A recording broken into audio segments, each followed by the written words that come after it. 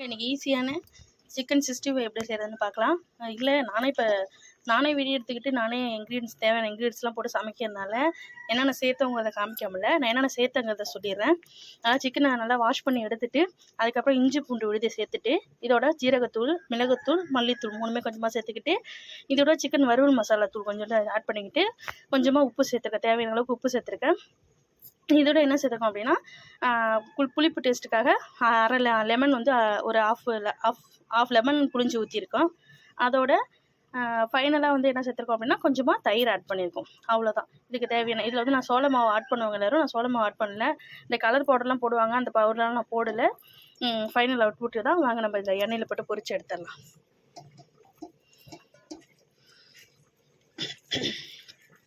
இதில் வந்து முட்டையும் சேர்ப்பாங்க. நான் முட்டைலாம் நான் சேர்க்கல.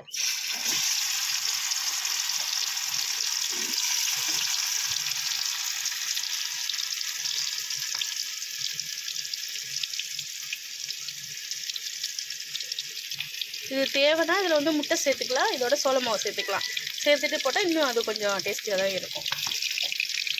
பார்த்து எரிக்குது எண்ணெய். ஃபைனலாக நல்லா ஃப்ரை பண்ணியாச்சு. நல்லா எண்ணெய் மேலே வெடிக்குது. ஏன்னா லெக் பீஸ் வந்து சில டைம் நல்லா பொரியாது எண்ணெயில், அதனால் நல்லா பொரிச்சிக்கலாம்.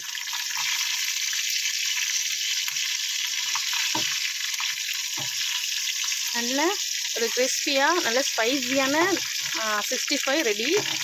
அதை லெக்கில் போட்டு எடுத்தாச்சு.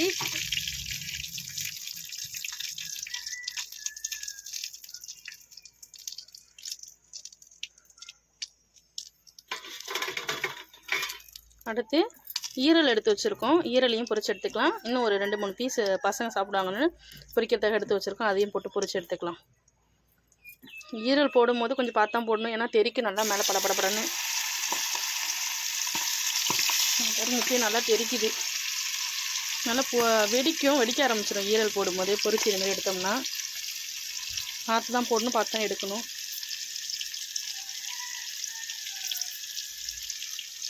ஃபோன் வரைக்கும் தெரிக்குது.